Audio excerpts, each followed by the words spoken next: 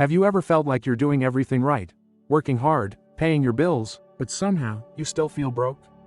You're not alone. In many rich countries, more and more people feel this way, even when the economy looks strong on paper. Nowhere is this contradiction more visible than in Japan, a country known for wealth, safety, and stability, yet quietly facing a very different reality.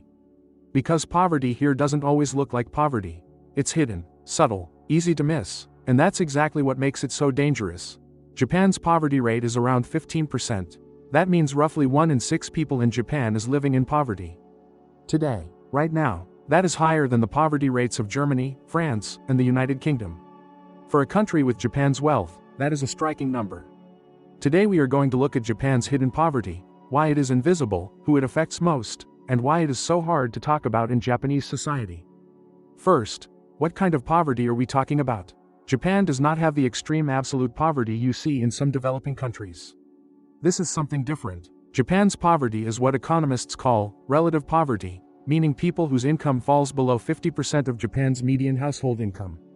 In Japan, that threshold is roughly 1.27 million yen per year for a single person, about $850 a month. Try living in Tokyo on that. People in relative poverty are not necessarily homeless or visibly struggling. They have a roof, they have clothes, they go to work, but they are always, one crisis away from the edge. One medical bill, one broken appliance, 1 month of reduced hours at work, and the floor gives way. This is the daily reality of millions of Japanese people, stable enough to not be seen, fragile enough to be shattered by any unexpected event. And because they look okay from the outside, Japan's hidden poor are genuinely hidden. Even from the statistics, even from themselves sometimes. So who is actually living in this hidden poverty? Let's start with the group most deeply affected, single mothers. Japan has one of the highest poverty rates among single-parent households in the entire OECD. Over 50% of single-mother households in Japan live in relative poverty. More than half. Think about that number. More than half of all single mothers in Japan are living below the poverty line. Many single mothers in Japan work, often multiple jobs. But Japan's part-time and contract work culture means they earn significantly less than full-time workers. Japan's workplace discrimination means divorced or separated women often cannot return to full-time, well-paying careers, especially if they have been out of the workforce to raise children. Child support payments in Japan are notoriously unreliable. Many fathers simply stop paying, and enforcement has historically been very weak. Japan's legal system was updated in 2024 to strengthen child support enforcement. But for millions of single mothers, years of damage have already been done. The second major group facing hidden poverty in Japan, elderly people living alone. Japan's pension system sounds generous, but it covers very different amounts depending on your work history. Many elderly people, especially women, receive pensions too small to live on. Women who spent their lives as full-time homemakers, the role Japan's society long encouraged, receive only the basic national pension. Often less than 65,000 yen a month. For these women, poverty in old age is a direct consequence of the social contract they were asked to uphold. Stay home, raise children, support your husband's career. Many elderly poor in Japan are too ashamed to apply for welfare, a system called Seikatsu Hago. The stigma of needing government support is so strong that people go without. Japan's elderly poor often quietly reduce food, heating, and medical care before ever asking for help. They go cold in winter. They skip meals. They delay doctor visits until it is too late. Now let's look at Japan's working poor, people who have jobs, who work hard, and who are still poor. This is perhaps the most misunderstood dimension of Japan's poverty. Japan has a massive non-regular workforce, part-time workers, contract workers, and temporary workers called haken. In 2023, more than 36% of Japan's entire workforce was non-regular. Non-regular workers earn significantly less than regular employees, doing the same work, same hours, but with less pay, no bonuses, no job security, and no career progression. Many non-regular workers are women, trapped in low-pay part-time work partly because Japan's tax system historically penalized couples where both partners worked full-time. There are also young men trapped in non-regular work, men who missed the shukatsu hiring window, or who were laid off during Japan's lost decade and never recovered.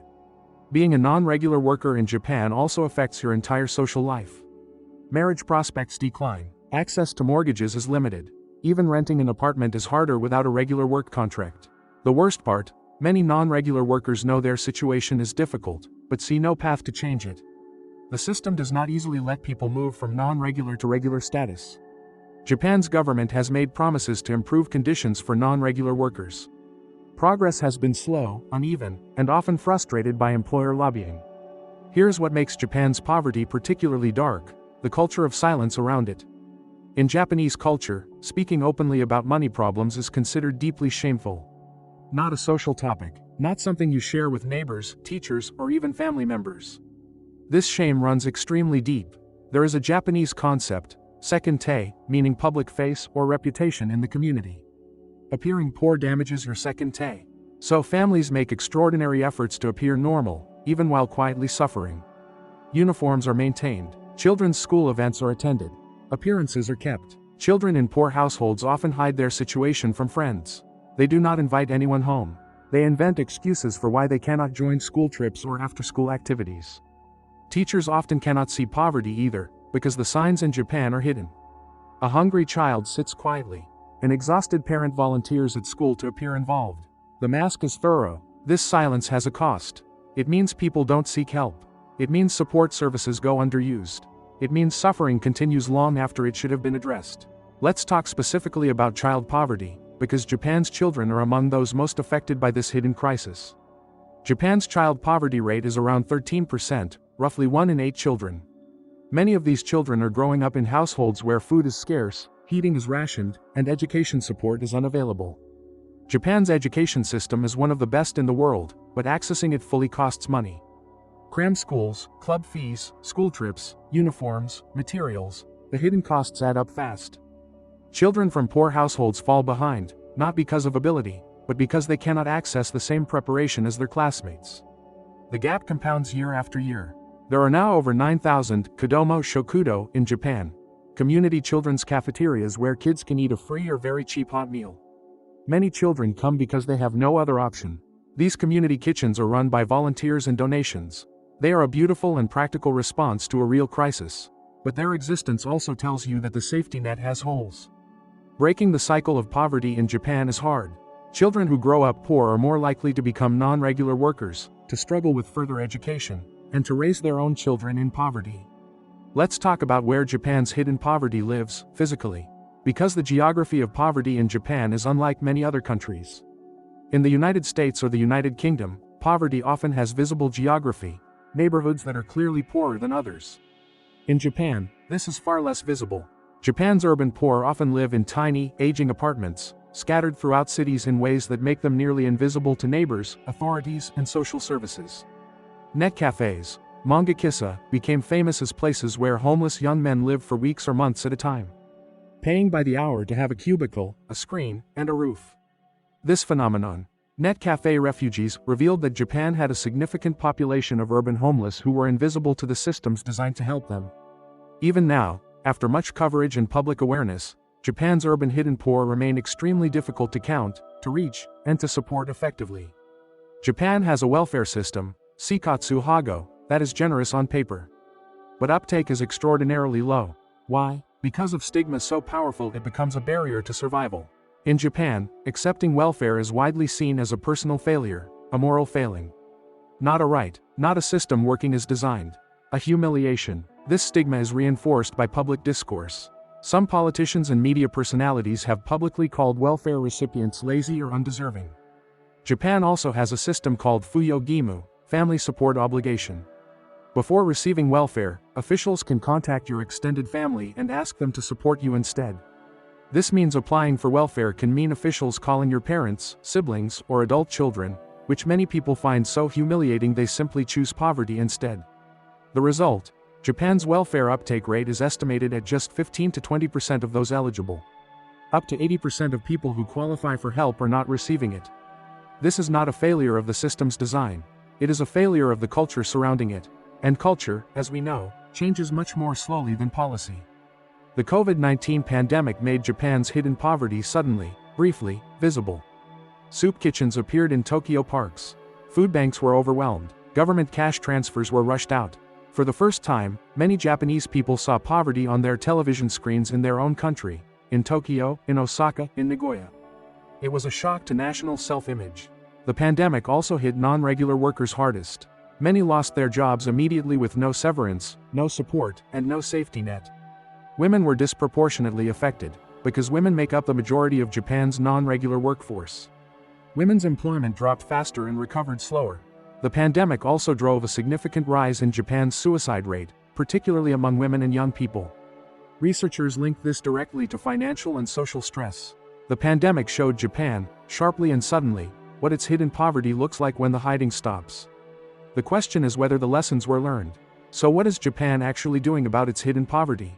There are genuine efforts, though many advocates say they are too slow and too small. Japan expanded its child poverty law in 2023, requiring local governments to actively identify and support struggling families, rather than waiting for families to come forward.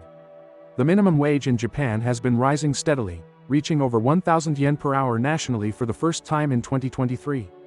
Progress, though many say still not enough for city life. Japan has also reformed child support laws, making it easier to enforce payment from absent parents, a crucial step for single-mother households. Japan's government also launched a new loan parent support program, providing job training, housing assistance, and childcare subsidies targeted specifically at single-parent households. Civil society has also stepped up. Food banks, community welfare groups, and volunteer organizations have multiplied across Japan in the past decade. But the biggest barrier remains the culture of silence and shame. Until that changes, until seeking help is seen as strength and not failure, the hidden will stay hidden. Japan's hidden poverty is not an accident. It is the product of systems, cultures, and choices that accumulated over decades. It is the product of a work system that created a two-tier workforce. Of a social system that expected women to be homemakers and then left them without pensions.